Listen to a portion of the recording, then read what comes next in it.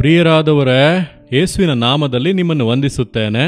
ಈ ದಿನದಲ್ಲೂ ದೇವರಾದ ಯೇಸು ನಿಮಗೆ ಅದ್ಭುತ ಮಾಡಲಿದ್ದಾರೆ. ಯಾವ ಅದ್ಭುತ ಎಂದು ಅಂದುಕೊಳ್ಳುತ್ತೀರಾ? ಯಾವುದೋ ಒಂದು ಕಾರ್ಯದಲ್ಲಿ ಕೆಲವರು ನಿಮಗೆ ಬಾಧೆಯನ್ನುಂಟು ಮಾಡುತ್ತಾ ಇದ್ದಾರೆ, ನಿಮಗೆ ಅನ್ಯಾಯವನ್ನು ಮಾಡುತ್ತಾ ಇದ್ದಾರೆ. ನನ್ನ ನೀತಿ, ನ್ಯಾಯ ಇದ್ಯಾವುದಕ್ಕೂ ಬೆಲೆ ಇಲ್ಲ ಎಂಬುದಾಗಿ ಕಂಗಾಲಾಗುತ್ತಾ ಇದ್ದೀರಿ. ಸುಳ್ಳಾದ ಕಾರ್ಯಗಳನ್ನು ಹೇಳಲಾಗುತ್ತಾ ಇದೆ. ಈ ರೀತಿ ಹೋರಾಟಗಳು ಬರುತ್ತಲೇ ಇದೆ. ಏನು ಮಾಡುವುದೆಂದು ಕಂಗಾಲಾಗುತ್ತಾ ಇದ್ದೀರಾ? ಯೇಸು ಇದ್ದಾನಲ್ಲವಾ? ಆತನು ನೀತಿಯುಳ್ಳ ದೇವರು. ನಿಮಗೆ ನೀತಿ ಮಾಡುವುದಿಲ್ಲವಾ? ನಿಮ್ಮನ್ನು ಗಮನಿಸುತ್ತಲೇ ಇದ್ದಾರಲ್ಲ. ಯಾಕೆ ಸೋತು ಹೋಗುತ್ತೀರಿ? ಯಾಕೆ ಗುಣಗುಟ್ಟುತ್ತೀರಿ? ಯಾಕೆ ಮನುಷ್ಯರ ಮೇಲೆ ಕೋಪಗೊಳ್ಳುತ್ತೀರಿ? ಹೀಗೆ ಮಾಡ್ತಾರೆ, ಹಾಗೆ ಮಾಡ್ತಾರೆ ಎಂದು ಯಾಕೆ ಹಲ್ಲು ಕಡಿಯುತ್ತೀರಿ? ಬೇಡ. ನಿಮ್ಮ ಮನೆಯೊಳಗಾಗಿರಬಹುದು, ಕೆಲಸ ಮಾಡುವಲ್ಲಿ, ನೀವು ಸಂಧಿಸುವಂಥ ಜನರ ಮಧ್ಯದಲ್ಲಿ ಅನ್ಯಾಯ ಮಾಡುವಂಥವರು ಇರಬಹುದು. ದೇವರೇನು ಹೇಳುತ್ತಾರೆ ಗೊತ್ತಾ? ಕೀರ್ತನೆಗಳು 37:6ನೇ ವಾಕ್ಯದಲ್ಲಿ, ಆತನು ನಿನ್ನ ನೀತಿಯನ್ನು ಉದಯದ ಬೆಳಕಿನಂತೆಯೂ ನಿನ್ನ ನ್ಯಾಯವನ್ನು ಮಧ್ಯಾಹ್ನದ ತೇಜಸ್ಸಿನಂತೆಯೂ ಪ್ರಕಾಶಗೊಳಿಸುವನು.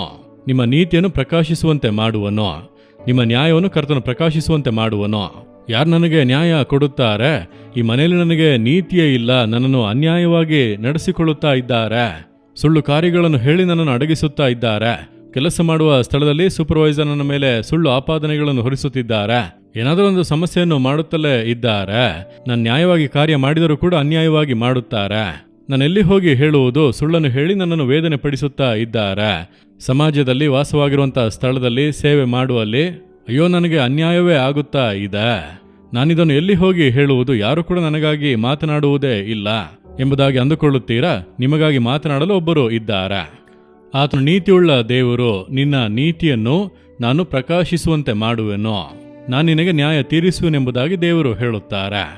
ಆದ್ದರಿಂದ ಅನೀತಿ ತುಂಬಿರುವಂಥ ಲೋಕವೇ, ನಮ್ಮ ಸುತ್ತಲೂ ಇರುವಂಥ ಎಲ್ಲರೂ ಕೂಡ ನೀತಿವಂತರಲ್ಲ.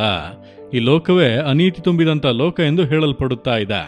ಆದ್ದರಿಂದ ನಮಗೆ ಅನೀತಿಯ ಕಾರ್ಯಗಳು ನಡೆಯಬಹುದು.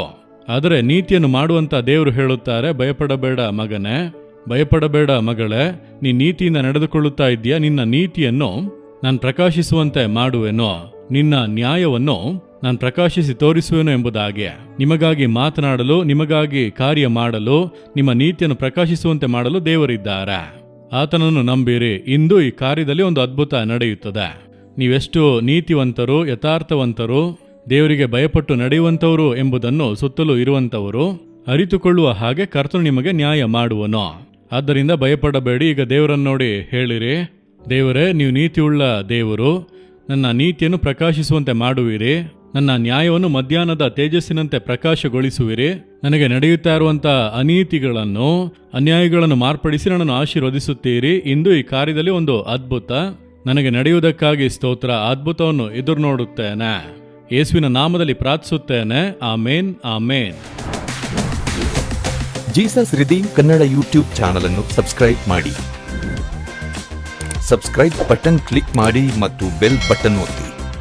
ಅನುದಿನ ಕಾರ್ಯಕ್ರಮದ ಮಾಹಿತಿ ಪಡೆಯಿರಿ.